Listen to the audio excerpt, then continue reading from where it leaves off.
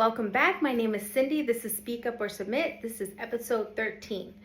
So, 2025, we have those LA fires going on. And something that I was thinking about was, okay, we have three key players in who we can point the finger at, or maybe we can point the finger at all of them, I'm not sure. So we have Governor Newsom, who is the governor of the state of California. We have Karen Bass, who's the mayor of Los Angeles. And we have Janisse Quinones, who is the chief executive officer for the Los Angeles Department of Water. And everybody's talking about incompetence and leadership. And how could this much destruction, how can this much havoc be wreaked in a county that is known for having fires, that has areas that are prone to large fires, and have it be so out of control?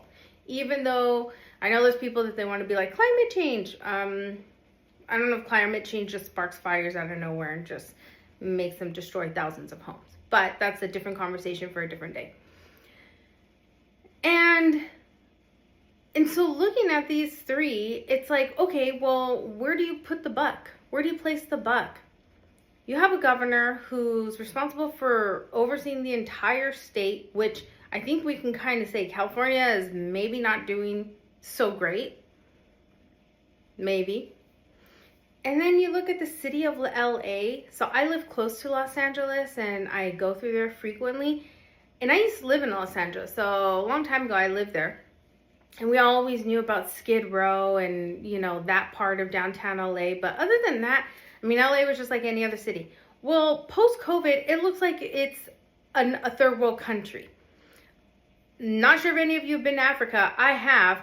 And I'm sorry, but downtown LA looks like a third world country. It looks like mini cities in tents, and people living on the streets in unhygienic, unsanitary environments. And this is right as you're walking down the street, if you're going to stores or whatever. It has gotten out of control, super out of control. And so you do have to say, like, how did this city get like this? And then you come and pull in these fires, and you're hearing on the news that there wasn't enough water, that fire hydrants were empty. And then we come to learn that the Santa Ynez Reservoir was empty. And you're like, okay, hold on. So you're telling me all these people in their positions of power, that there's no blame to be put with any of them? So if any of us had a job where, because of our performance in that job, people died, hundreds of billions of dollars were lost, thousands of properties and structures were destroyed, you're going to tell me there's no one to blame?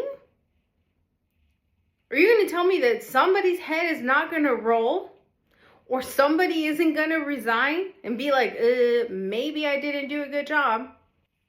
And then you hear Karen Bass is saying, oh, that people are criticizing her. And not only Karen Bass, but Karen Bass and others, supporters of her, saying that she's being criticized because she's a black woman. No, you're being criticized because your city has nearly burned down, and because there was no water in the fire hydrants of your city to put the waters out in a timely fashion and control them. That is why. No one cares if you're black, if you're Hispanic, if you're white, if you're whatever. You're going to get criticized. And last time I checked, I think there's a petition going around calling for Governor Newsom's resignation. He's not black. So where's the identity politics in that one? So it's such a sorry excuse for not being able to receive criticism. Guess what, Karen Bass? Whether you're black or whatever, nobody is exempt from getting criticism. Okay? You put yourself in a position of authority. Along that comes with that responsibility is going to be expectations. And if your expectations result in, and if your performance of those expectations result in the loss of life and property, yeah, people are going to criticize it. And so I just put this out there because I think we need to start thinking about who we put in a position of power. We have the ability to vote. I'm going to admit, I was always somebody that like, oh, voting doesn't matter. And, you know, you have the electoral college and they're going to decide who the president is, yada, yada, yada. But what I've come to learn is that at the local level, it's very important who we vote for city council, for mayor, for governor, for all of that. It really does matter. These are the people that are going to be leading the cities that we live in, overseeing the school districts, the policies that they're going to be putting in to be teaching our kids. They're the ones that are going to be allocating the funding to the different types of essential functions that we need. Police departments, fire departments, so on, social services, so on and so forth. So yeah, we do need to care about these people, what their values are, what they think is a priority when it comes to serving in this position. Is the priority to get the job done and serve the residents to the best of their ability, or is the priority to meet some DEI metric, as Janisse Quinones said in this clip? You know, you call it powered by equity, and I know that it's been really important for the DWP to put an equity lens on everything. Yes. Yeah. And that's the number one thing that attracted me to this role. Coming from the communities that I come, seeing what I've seen through my career in utilities and through the military. I've been in the Coast Guard 19 and a half years now, so I got 6 more months to qualify for my 20 years, which was my original goal. Wow. Congratulations. Thank you for your service. Thank you. It's important to me that everything we do, it's with an equity lens and social justice and making sure that we right the wrongs that we've done in the past from an infrastructure perspective, and that we involve the community in that process. And this utility is serious about it, is authentic about it. And so I'm just super excited to be part of that movement. Now, I don't know about you, but if you're the chief executive officer for the Los Angeles Department of Water, your priority shouldn't be what the demographics are of the Los Angeles Department of Water. Your priority should be, do you have water for the county? Are you ensuring that wherever water needs to be, or the cleanliness of the water? I mean, I don't know anything about what the Los Angeles Department of Water does, but I do know that maybe the fire hydrants should have water when you need them.